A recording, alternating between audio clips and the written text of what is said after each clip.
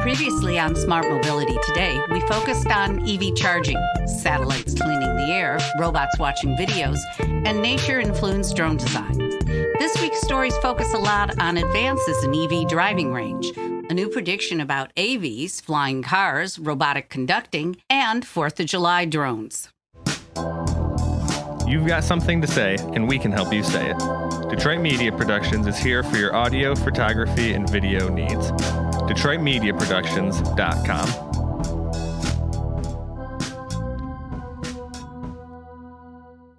Hi, this is Cindy Polakowski.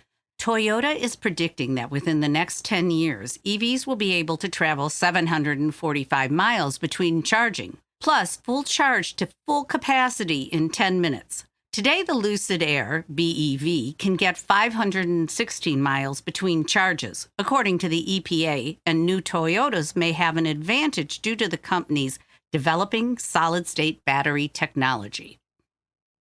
In related news, Stellantis will offer compact and midsize EVs by the middle of next year, with a range of up to 435 miles between charges. The company announced a new medium-sized platform designed to house battery packs in electric drivetrains. The 435-mile prediction, up from 300 miles today, would make Stellantis the best performer in the compact and midsize segments. Stellantis, which was formed in a merger of Fiat, Chrysler, and Peugeot SA, says that it plans to roll out at least 47 EVs worldwide by the end of next year. One of those will be a crossover SUV called the Peugeot 3008.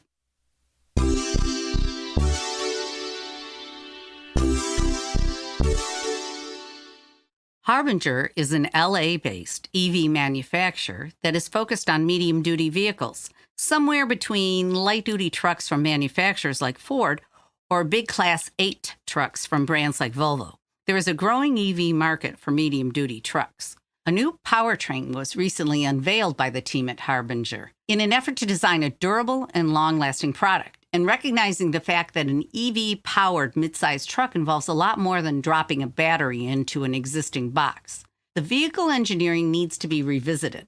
Instead of stamping the pack casing out of steel, it's using a giant casting press to make a single-piece aluminum enclosure to increase durability. These new mid-size electric trucks use an 800-volt battery pack that is lighter and charges overnight.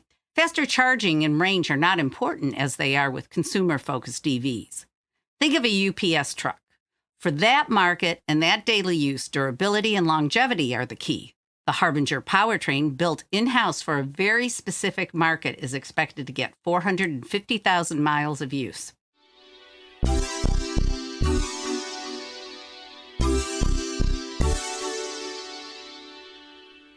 Speaking at the opening ceremony of an artificial intelligence conference in Shanghai, Tesla CEO Elon Musk said to expect fully autonomous vehicles later this year. Quote, "In terms of where Tesla is at this stage, I think we are very close to achieving full self-driving without human supervision."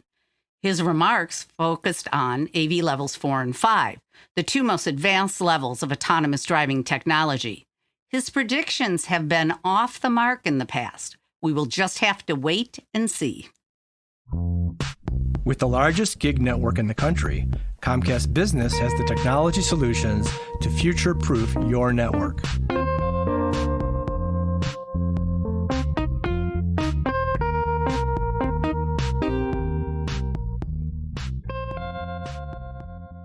This week, the U.S. Federal Aviation Administration approved the testing of an all-electric flying car. The Model A, built by California-based Aleph Aeronautics, received the FAA Special Airworthiness Certification.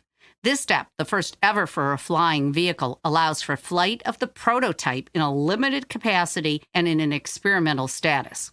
The company hopes to offer an environmentally friendly and faster commuting option.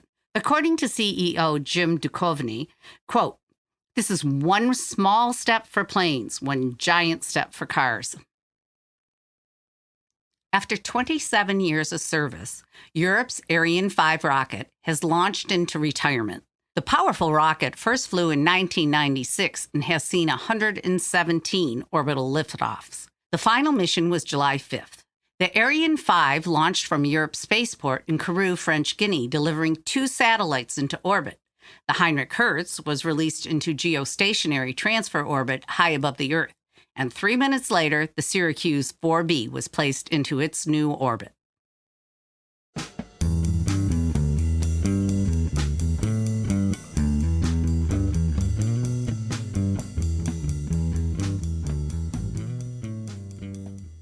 In Massachusetts, the State Department of Transportation has launched an interactive online dashboard that displays passenger registration data, including whether the power source is hybrid, electric, or internal combustion. The new system also shows estimates of miles traveled and average mileage, all sorted by municipality. The data is useful for officials charged with reducing greenhouse gases and creating a greener transportation system in Massachusetts. Examples of the kinds of insights available include a focus on the town of Lexington, which has the highest share of clean vehicles.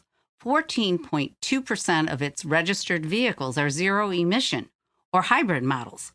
Massachusetts has nearly 69,000 zero-emission passenger vehicles and 153,000 hybrid passenger vehicles registered at the beginning of the year, plus 4.6 million internal combustion vehicles.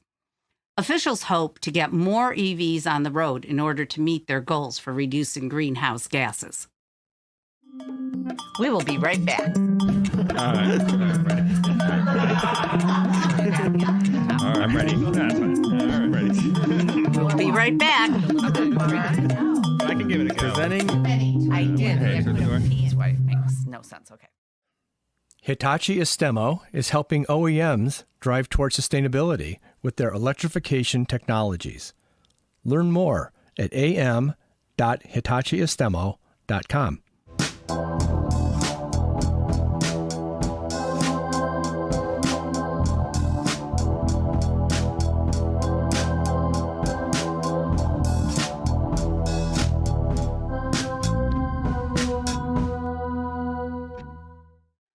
Robots are often built for a specific purpose in mind, so even an advanced AI system is limited in how many new skills it can teach a robot if it is limited by its hardware design. In order to build robots that can function well in multiple uses or within varied systems, roboticists once again look to nature for inspiration. In a paper published in the journal Nature, a multimodal mobility morphobot, or M4, robotic systems design is based on a range of biological inspirations. These include a sea lion, which uses flippers to swim and walk, a meerkat, which stands on its hind legs to check for danger, and the shukar bird, which relies on its wings for assistance and balance when walking up an incline. These advances mean that the M4 robot can change its physicality to roll, fly, or walk across varied terrain.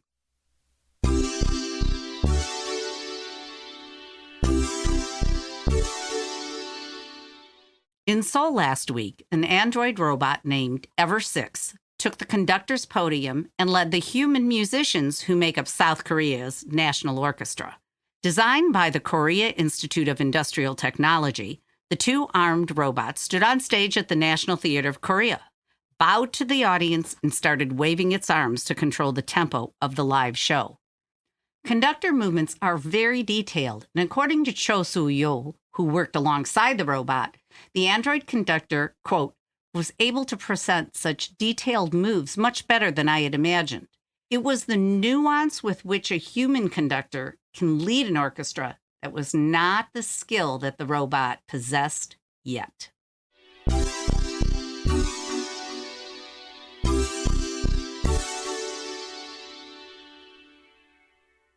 For some, fireworks are a fun and cherished tradition. For others, like dog owners and veterans with PTSD, they are an intrusive and unwelcome experience. Add to that this year's wildfires and air quality concerns, and it may not be a surprise that cities across the U.S. opted for drone shows instead of 4th of July fireworks this year. Citing the impacts on the environment, Salt Lake City and Boulder have joined cities like Lake Tahoe in deploying quiet and clean drones in place of loud rockets. These displays use a fleet of drones, each fitted with brilliant LED lights, to create patterns and shapes in the sky. A spokesperson for the drone company, Sky Elements, stressed that drone shows bring less risk of fire, damage, and injury.